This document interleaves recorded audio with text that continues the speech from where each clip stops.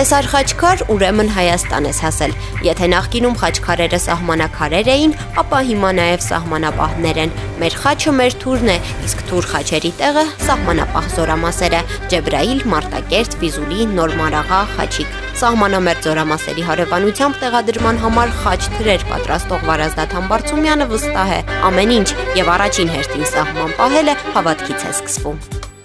Բարև բոլոր նրանց, ովքեր լսում կամ դիտում են մեզ լրատվական ռադիոյի եթերում, իր աշխատանքն է սկսում Թարմ ուղեղով հաղորդաշարի հերթական թողարկումը, տաղավարում այսօր ձեզ համար կաշխատի Լարա Արաքելյանը եւ այսօր ես մեր տաղավարում եմ հյուրընկալել խաչքարագործ վարպետ Վարազդաթ Բարծումյանին։ Բարև ձեզ։ Պարոն Համբարձումյան,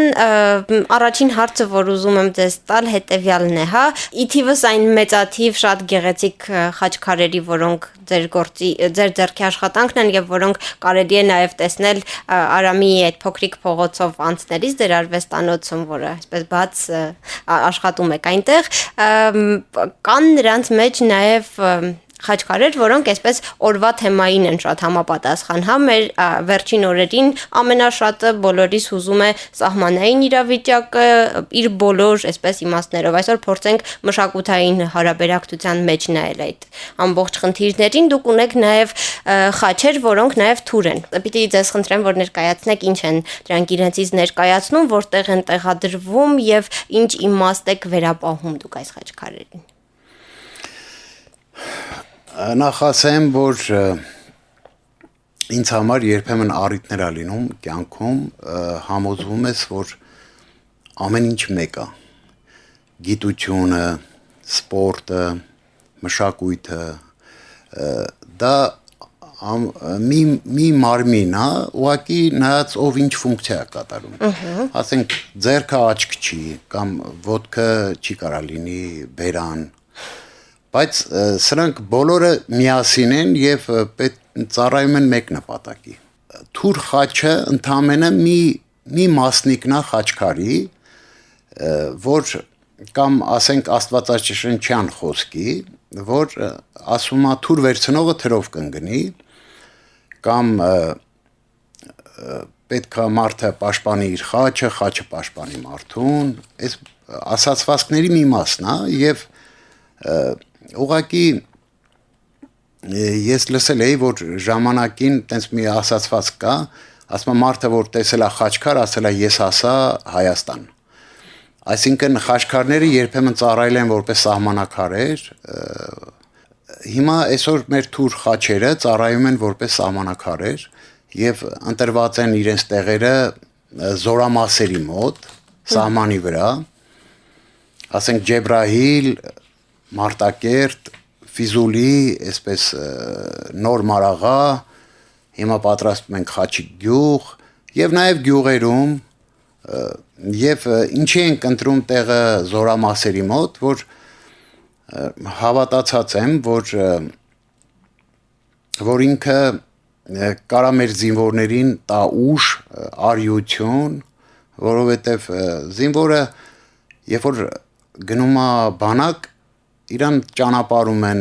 համբյուրում են, ճանապարհում են, հետևից մի վեդրո ջուր են շփում, բայց այդ տեղերում զորամասից երբ որ գնում է դիրքերը պաշտպանելու, ոչ ոք իրան չի համբյուրում եւ չի ճանապարհում։ Ինքը եւ իր Աստված։ Այդ թուր խաչը հիշեցնում է իր մեջ եւ հիշեցնում է Աստված, եւ հիշեցնում է նամուս, թասիբ, հայրենիք, այդ խորհուրդն է գրում եւ կարող ենք անverջ խոսալ, բայց հիմնականում իրենք հանդիսանում են սահմանակարեր եւ ուժ ու կարողություն տվող մի միջոց։ Եվ գիտեք ինչ, առհասարակ ամեն ինչ սկսվում է հավատքից։ Ասենք եթե զինվորը իր գործին չհավատա, ինքը չի կարա սահման պաշտպանի։ Եվ խաչքարագործը եթե չհավատա իր պատրաստածին, դա չի ունենա ուժ, զորություն եւ կարողություն։ Դե այնպես որ գիտեք ինչ, ես շատ կուզենայի որ մենք մեծ բաների հավատայինք։ Մեկը կատարվում է, ինչ հավատում ենք, կատարվում է։ Ես կուզենայի որ մենք մեծ բաներ հավատայինք։ Հավատայինք, որ մի օր ինքնախապեյությամբ չենք զբաղվի։ Հավատայինք, որ մենք արի այսօր մեր աշկի գերանը հանենք, նոր ուրիշի աշկի փուշը նկատենք։ Հավատանք, որ քաջությունը սկսվում է ինքնակննադատությունից, ինքը իր մեջ, իրան բացահայտելուց։ Հավատանք, որ դիմացի մարդը նույնն է, ինչ որ դու։ Ասենք, ես կարող էի դառնալ հայտնի գիտնական, բայց Աստված նրան է կամեցել։ Ինչ տարբերություն, ուրախանանք այդ լավ գիտնականով։ Եթե մեկը այսօր լավ երգում է, չնախանձենք, չասեմ ես իրանից լավ եմ երգում, այ մարդ թող երգի։ Թող երգի, Աստված իրան լավ երգելու շնորհք է տվել։ Ինչ տարբերություն դու երգես, թե ինքը երգի։ Ինչ տարբերություն այդ սպորտսմենը, այդ քանդակագործը, այդ նախարարը, ուրեմն ամեն չարիք սկսվում է նախանձից։ Կայենը Աբելին սպանեց նախանձից։ Երբ որ Աստված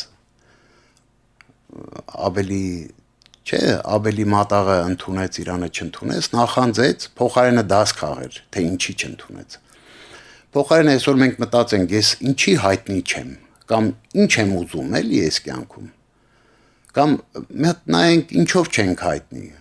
Մեր համեստության մեջ հայտնի լինենք։ Մեր խոնարհության մեջ, մեր մարդասիրության մեջ կարող ենք հայտնի լինել։ Քիչ առաջ էլ ձեր մտքում ասացիք, որ ամեն ինչ է պետք հավատքով անել եւ հիշում եմ մինչեւ տաղավար մտնելը խոսում էինք, ասացիք, որ նույնիսկ երկիրը կառավարել պետք է հավատքով։ Այս ապրիլյան դեպքերից հետո, երբ որ տեղի ունեցավ պատերազմը 4 օրյա եւ ըստ էության լարվածությունը շարունակվում է ու շատ հարաբերական է ասել, 4 օրյա էր պատերազմը, որովհետեւ ըստ էության անընդհատ հրադադարի ռեժիմը խախտում է ադրբեջանական կողմը, շատ են խոսում այն մասին, որ աշխատանքը պետք է սկսել ոչ թե պատերազմական իրավիճակում, այլ խաղաղ օրերին ճիշտ կառավարում էր պետք ապահովել այդ նույն ասած հավատքով կառավարում, հա։ Հավատքը, եթե մենք